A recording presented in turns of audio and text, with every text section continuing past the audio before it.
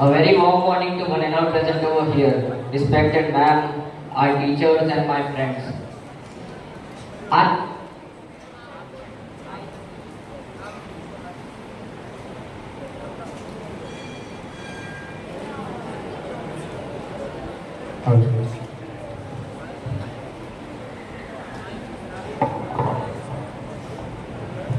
Hello.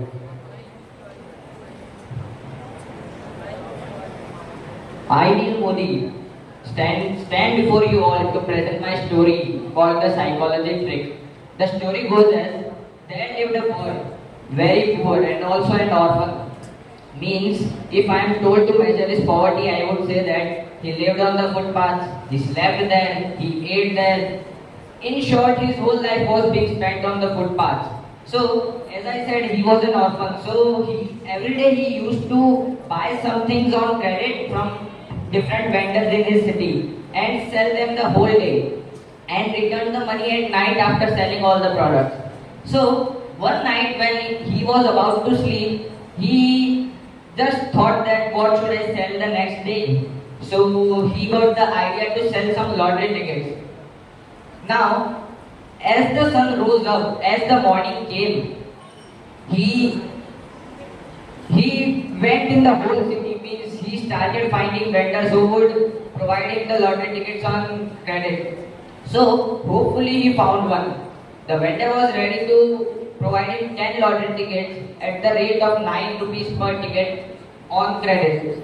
He took 10 tickets and he returned back to the city. It was 9 in the morning when he started to sell the tickets, and till 6 in the evening he sold 9 tickets. He was left with one. He tried very much, means it was 7 from 6, it was 8 from 7, but no one in the whole city was ready to buy that ticket, that last one. So,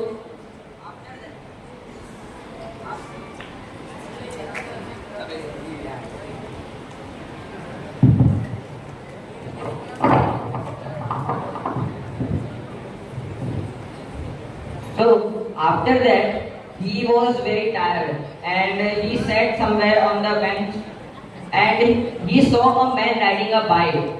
The man seemed to be a very middle class guy coming from his work to his home. So the boy ran towards the man and said, Sir, I am an orphan guy and I am very poor also. So, but I have a land on my name, which is situated on the outskirts of city. Sir, it's of 1 lakh rupees. Will you please buy it so that I will also get education like other children. So, as I told that the man was a middle class guy, so he refused that, son, I don't have that much money to buy your land, so I can't do so.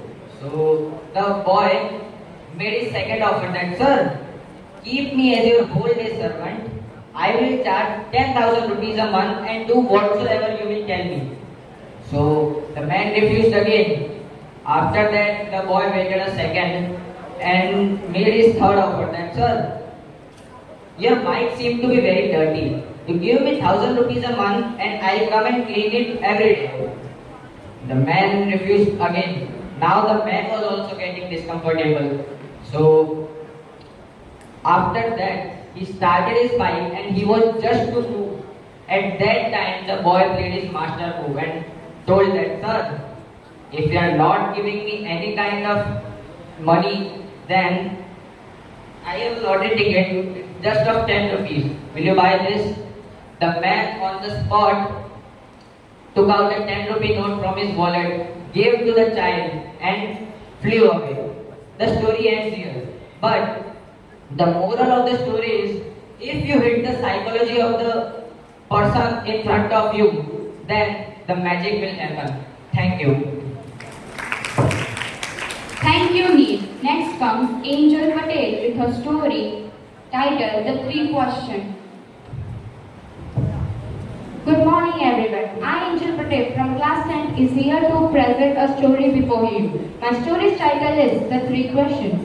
Once upon a time, there was a wise king who was in search for the answers to the three philosophical questions of life. First, when is the right time to begin something? Second, what is the most important thing for him to do? And third, which people should he listen to?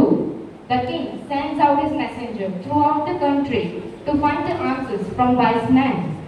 He also promises a large sum of money to the person whoever answers it correctly. But all his efforts were in vain, as every time he asked a question, he would get a different answer. So he decided to visit a wise hermit who lived in the woods near his kingdom. When he reached there, he saw that hermit was digging the ground in front of his hut.